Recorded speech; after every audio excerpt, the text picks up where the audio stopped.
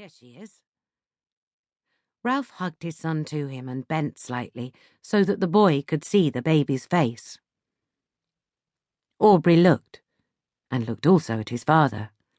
He sighed. He saw at once how it was. He felt, and not for the first time in his young life, that he was old. Not just old by comparison with the baby, but older even than Ralph.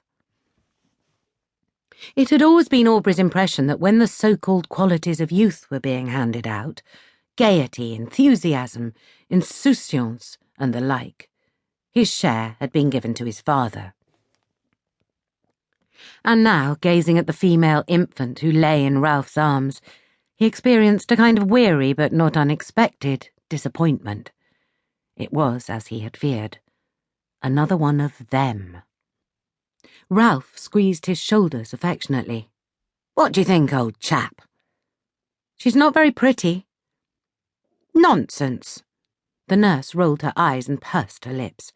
"She's a beautiful little girl." Ralph did not look at the nurse. Instead, he said to Aubrey, "Quite right. She looks like a bit of scrunched-up red paper at the moment. That's the thing about babies.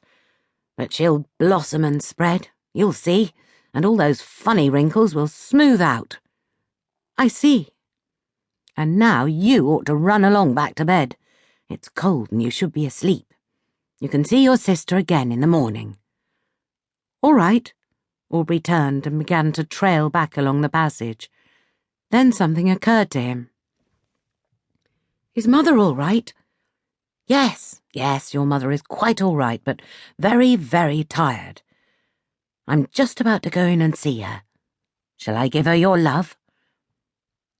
Aubrey nodded. He would like to have seen his mother himself, but the air was heavy with grown-up secrets. He sighed again and went back to his room. Ralph addressed his daughter once more. "Let's go and see your mother, shall we?"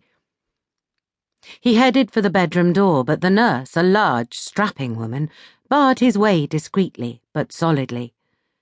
"Mrs. Tennant had a bad time, sir." "I am aware of that. That is why I wish to see her now." "I really think it would be better to leave her be for the moment, sir," said the nurse. "Madam," said Ralph, his smile taking on a metallic brightness which, had the nurse been one of his regular employees, would have quelled her utterly. "I intend to visit my wife." "She's very low, sir." The nurse had no experience of Ralph to draw on, and spoke as she saw fit. "I am sure she is. And as I believe the estate of matrimony to have something to do with having and holding in sickness and in health, I will now go to her side if I have to shift you bodily to do it." The nurse had never in her life before been spoken to in this manner by a gentleman of Mr. Tennant's class and position, and the shock of the moment caused her to drop both her jaw and her guard, so that Ralph was able to stalk past and into his wife's bedroom without further confrontation.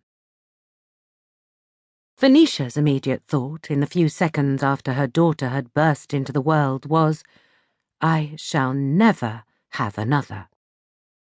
"I shall never have another," she said, with such emphasis that the nurse, midwife, and doctor were forced to transfer their attentions from the lower part of their patient's anatomy to the upper, which they had all forgotten about in the last few hours. "You mustn't say that, my dear," riposted Dr. Egerton lamely, although in fact he had no desire to officiate at another lying-in such as this. When Ralph had finally been ushered from the room at the last possible moment, and under strong protest, Venetia had closed her eyes and clenched her teeth, and tried to keep the image of his face in her mind's eye. She remembered someone saying nervously, "The shoulders are stuck fast." It was just about the time she thought her whole body was tearing apart, and even then it had struck her as ludicrous that these people should be commenting on something she could not even see, and yet that all this pain and strife amounted to no more than that.